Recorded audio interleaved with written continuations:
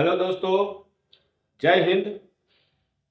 चलिए तो आज वीडियो स्टार्ट करते हैं आंवले के बारे में। आंवले के गुण देखना है।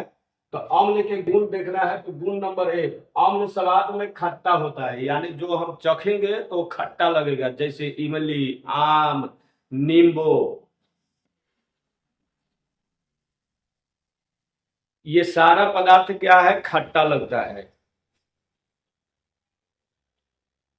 और ये सारे पदार्थ आम्ल होते हैं।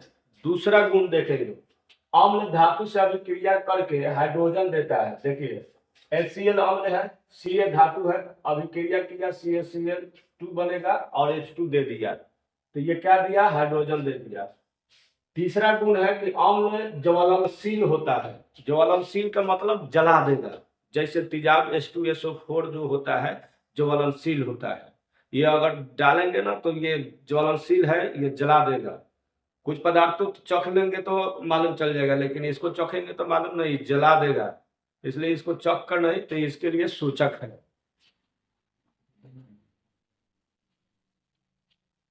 आप चौथा गुण देखेंगे, आर्हेनियस ने कहा था कि अम्ल को जल में घुलाने पर हाइड्रोजन आयन देता है। ये आर्हेनियस ने कहा था। नोट है कि अधातु के पहले एचाइन लिखने पर अम्ल बन जाता है। देखिए जैसे Cl अधातु है, H लिख दिए, HCl बना, यानी हाइड्रोजन क्लोराइड। और यही हाइड्रोजन क्लोराइड जो है हमारे अमाशय का रस है। समझ में आ रहा है ना, जो भोजन को पचा देता है। H2SO4 इसी को तेजाब कहते हैं, जो बैटरी में डाला जाता है।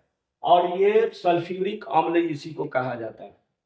HNO3 इसी का तो विस्फोटक सामान बनाते हैं, पटाखा वगैरह, बम में।